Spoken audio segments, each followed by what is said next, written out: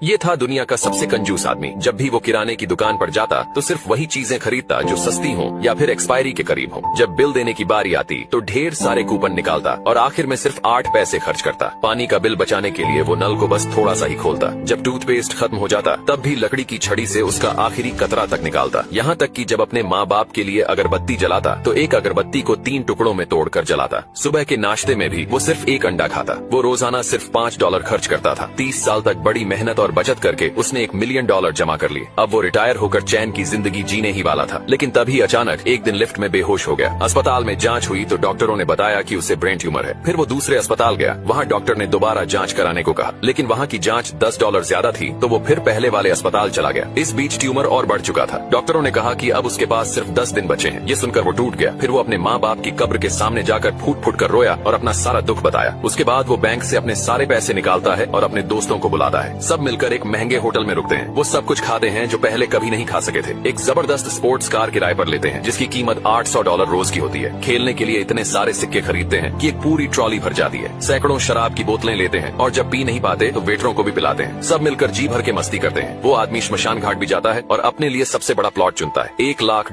के नकली नोट खरीदता है जो मरने के बाद जलाए जाते हैं। वो मरने वालों वाला मेकअप भी करवाता है ताकि सब कुछ पहले से तय रहे। आखिरी दिन वो अपने घर लौटता है। वहाँ रखी हुई एक एक्सपायरी हो चुकी सॉसेज खाता है और थोड़ी ही देर में बेहोश हो जाता है। उसके दोस्त उसे फौरन अस्पताल ले जाते हैं। जब वो होश में आता है तो डॉक्टर बताते हैं कि उसकी रिपोर्ट गलत थी। उसे ब्रेन ट्यूमर था ही नहीं, असल में उसे फूड पॉइजनिंग हुई थी क्योंकि उसने सड़ी हुई चीज खा ली थी। ये सुनते ही वो जोर जोर से रोने लगता है क्योंकि उसने अपनी पूरी जिंदगी की कमाई कुछ ही दिनों में उड़ा दी थी।